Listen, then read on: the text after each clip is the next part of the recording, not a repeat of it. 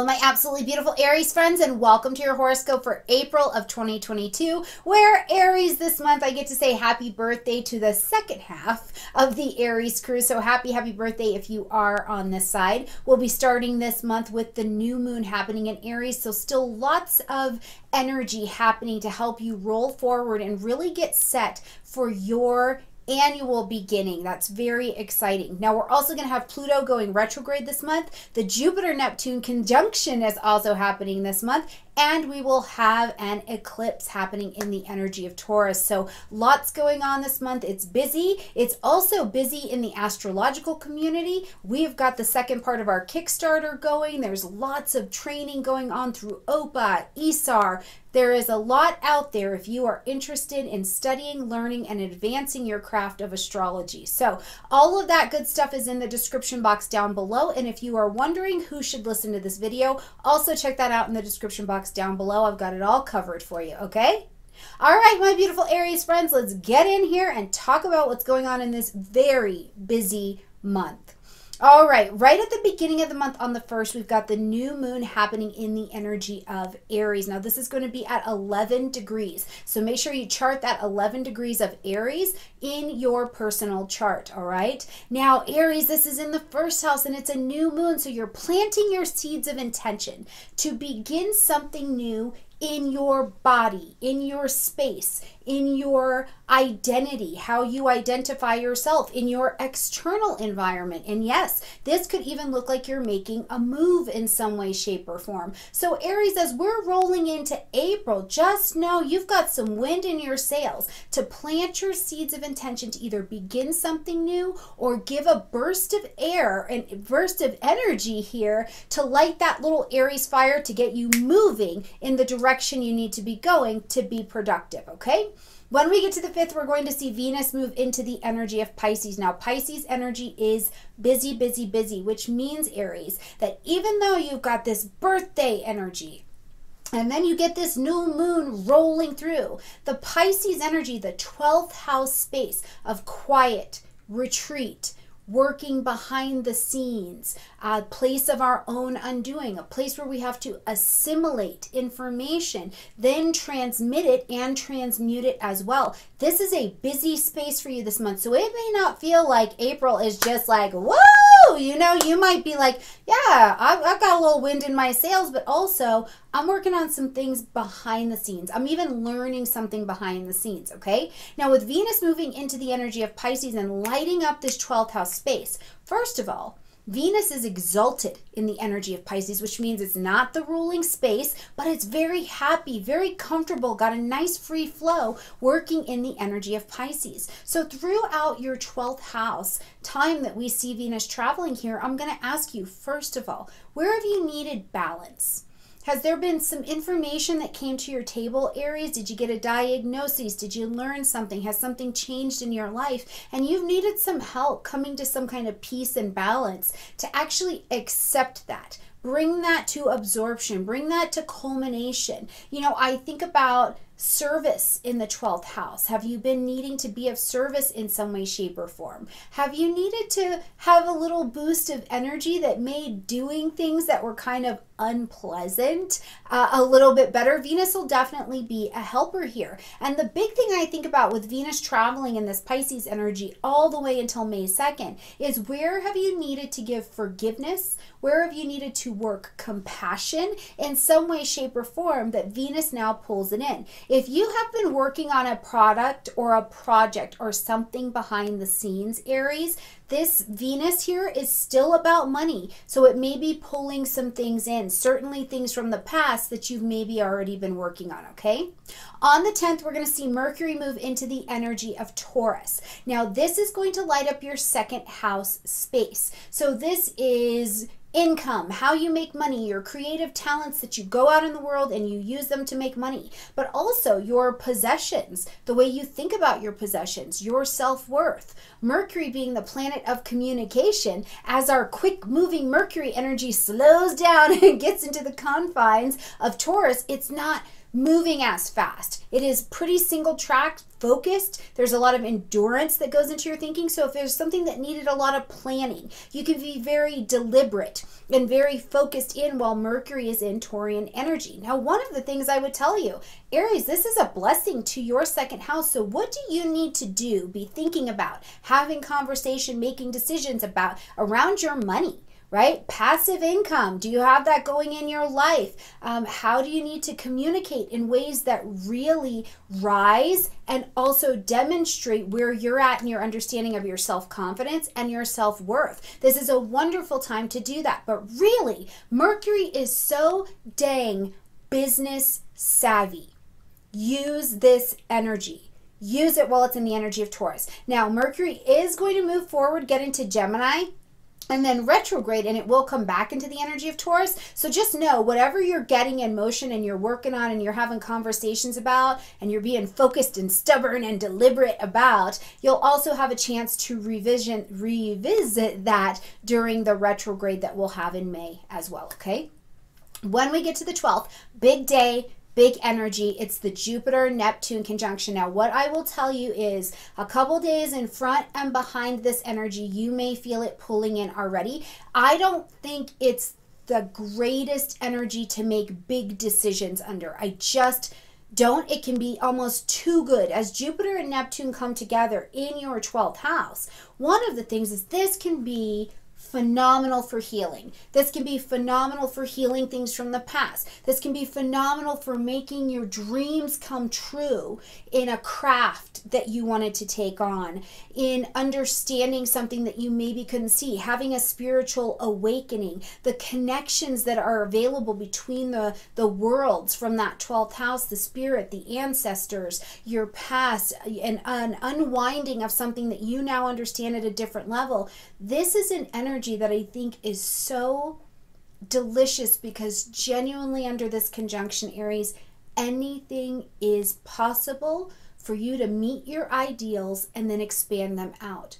But also, you have to be mindful, because if what you are planning, thinking about, putting out, even stewing over is unrealistic, if it is not based in some kind of reality, you may end up needing to get a really strong reality check. And sometimes that hurts a little bit more, right? You know, when my ego, or when I have an idea that is spinning and I think it's the best thing ever and it clashes into the truth, sometimes that hurts more than when I stub my toe, right? So I just want you to be mindful of it. You know, exercise a little bit of caution, but also dream big. Know that the energy is there, but if you're going to try to execute something going forward, you may need to have people, places, and things help you really tighten that up so that you can launch it the way that it needs to, okay? Now, in addition to all of that energy popping in here at 23 degrees of Pisces is where that conjunction happens. We've got Mars on the 14th moving into the energy of Pisces. So it's a busy 12th house. Now we've got Mars in Pisces who wants to go, go, go, right? Mars is pointing his arrow forward. Let me go. I'm decisive. I'm doing this. I'm going in my direction. But in the 12th house and in Piscean energy, Mars doesn't get to just whoo. Instead, this is the position where Mars almost becomes like the traditional spiritual, idealistic warrior. But you can also see Mars here as the idealistic gardener.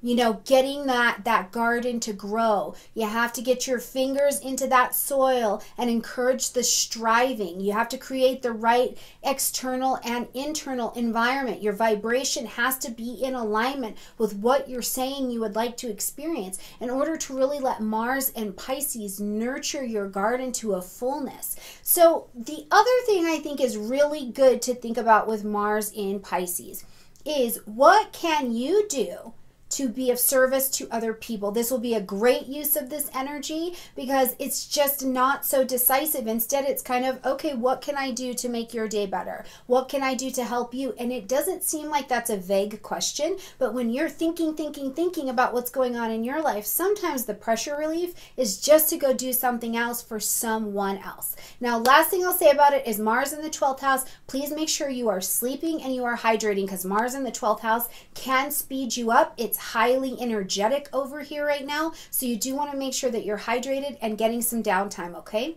On the 16th, we've got a full moon happening at 26 degrees of Libra. This is going to light up your 7th house space, so across the street. In the 7th house, we're talking conscious, chosen, one-on-one relationships. Under the full moon, we're being asked to end something, acknowledge something, or adjust something. We've got all the full moon. We've got all the light, right? So it's showing you what's the purpose of this thing in your life, and what's the purpose, what has been the purpose of this relationship, right? Is it the relationship of you and now it needs to get different, or there has to be an adjustment in order for you to move forward? Aries, from November until now, did you find out information about yourself that maybe you didn't know, couldn't see, didn't know how to apply? And now this moon is like, hey, we need to see that, or we can't actually move forward. Are there other relationships in your life where you're having to go, wait a minute, I've been really putting somebody else too far ahead of me and I have to rebalance. It's not like F those people, but I have to rebalance so that we're in accordance here, right? Now, the ruling planet of this particular moon is in Pisces, so I wouldn't be surprised if you have a little bit of a harder time discerning what's the me and what's the we. So take this particular moon nice and slow, but call to action where you need to rebalance your me and them energy.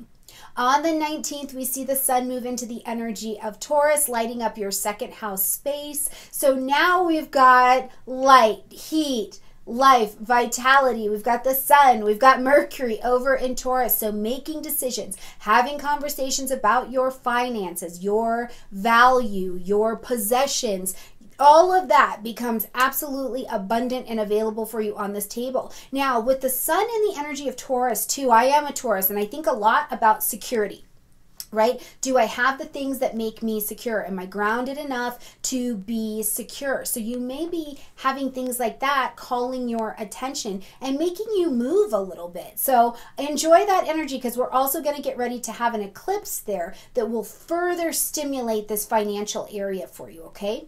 Now, on the 29th, also a little bit of a busy day.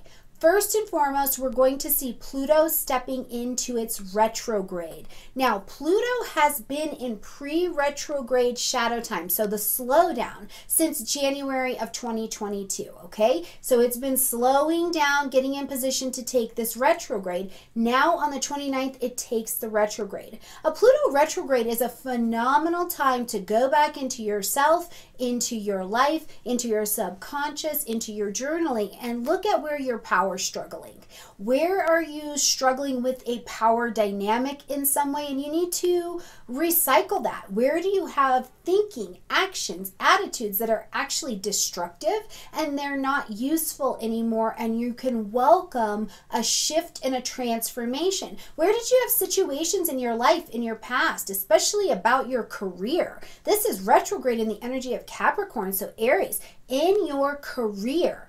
Where are you still participating in destruction and it needs some change? And remember, Pluto is a little bit further out from us. It's that outer planet kind of vibe. So it's not something that necessarily is like loud and booming to you. It could be something that's been spinning in the back of your mind where you think, I just need to do better. I need to be more in control. And instead, during the Pluto retrograde, you may be identifying where you have more surrender available around your work, around the title that we call you in the world, around, your reputation. So you will spend this next handful of months looking at where you can end that power struggle. Now, Pluto will end its retrograde in October and then will fully leave its post-retrograde shadow time in January of 2023. So I want you to keep in mind, it's a full 4-part cycle whenever we start talking retrogrades, okay? Also Also on the 29th, we've got Mercury whipping and zipping and getting on into the energy of Gemini. So this will start to light up and give you some sneak peek of what's going on in your third house. Think networking, studying, short distance travel, things that have to do with your siblings could be in here, your books, writing that book, the blog, courses, workshops, learning, teaching, any of that starts to fall in here. Mercury is in full comfort because it's in domicile, so it is in full power as it works through the energy of Gemini. Now you can also feel, Aries, as Mercury gets into Gemini, your thinking and your conversation and how busy you are, it speeds up.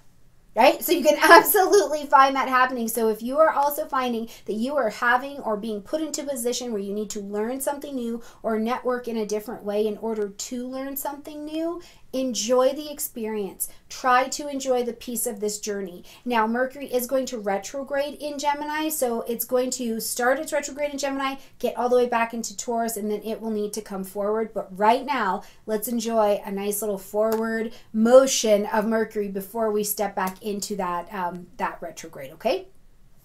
As we close out the month, we're going to hit our eclipse. We've got a solar eclipse happening in your second house, in that Taurus space. Money, finances, creative talents, all of this is going to be called to your surface. Now, when we have a solar eclipse, it is still our new moon for the month. So you're still planting your seeds of intention to begin something new. I wouldn't necessarily begin something new on the 30th. Give it a day or two. The energy is quite unstable, so I wouldn't begin it just yet. You know, don't jump just yet, but in a couple days, and you will feel the effects not only for the next 6 months of something that you're beginning, you're putting into place to actually bring revenue, value, money, financial freedom, self-worth into your life, but also you're gonna dance with this second house and eighth house all year as we visit the Scorpio and Taurus axes, okay? So make sure you watch your solar eclipse video that is separate from here. I'll make sure I link it at the end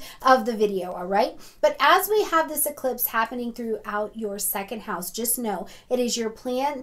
It is your chance to plant your seeds of intention around your money, around your finances, around your possessions. What do you feel like makes you secure?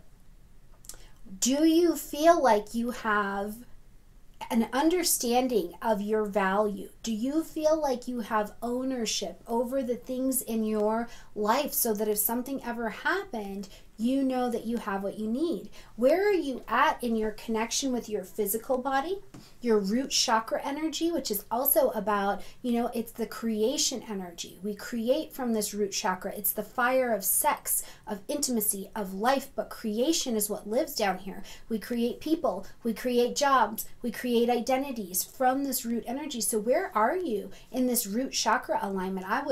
I would really offer you the invitation this year to spend some time seeing where that awakening needs to be stimulated or can be understood in a little bit of a different way, because you'll definitely see some changes coming in this second house arena, and boy, don't you have the opportunity to make it what you would like it to be, okay? All right, my absolutely beautiful Aries friends, I hope you have a gorgeous birthday. I look forward to seeing you at all of the astro happenings, and certainly right here along the channel as we're talking about what's going on in the sky. And if you haven't joined me over on the Patreon, I would love to see you over there as well, where we talk about a little bit of different content, and there's some stuff that's not also available on the YouTube channel. All right, my absolutely beautiful Aries friends, I love you, and I look forward to seeing you next month. Bye.